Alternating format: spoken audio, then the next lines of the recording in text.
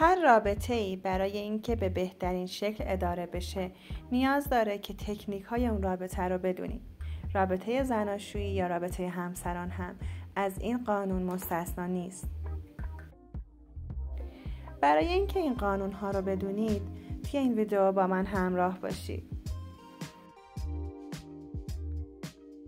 توی تکنیک اول همون جوری که توی این عکس می‌بینید روی یک برگه کاغذ 2 ستون بکشید و یک طرف خانم با یک رنگ خودکار درباره خواسته‌هاش و سوال‌هایی که تو ذهنش هست می‌نویسه و توی ستون بعدی آقا همین کار رو تکرار می‌کنه. توی مرحله بعدی آقا جواب خانم رو میده و خانم هم جواب آقا رو میده. این یک تکنیک عالیه برای اینکه درباره مسائلی که توی ذهنتون هست با همدیگه صحبت کنید.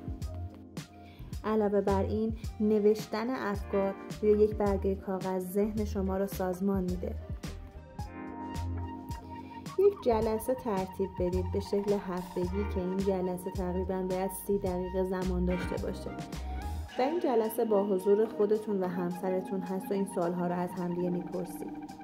نظرت درباره رابطمون چیه؟ آیا چیزی هست که هفته قبل تو رو ناراحت کرده باشه و نیاز باشه الان درباره‌اش صحبت کنیم؟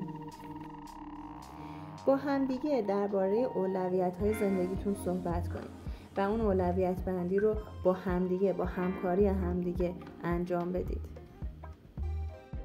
هدف و برنامه‌های مشترک با همدیگه داشته باشید.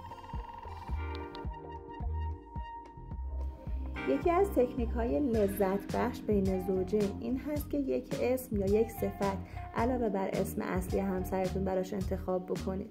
این صفت باید صفتی باشه که اون رو بیشتر از همیشه به شما یادآوری میکنه و البته این صفت باید یک صفت مثبت باشه.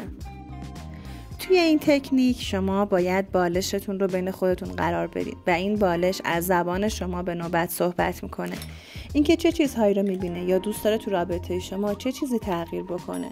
تمام این صحبت ها از زبان بالش شما هست.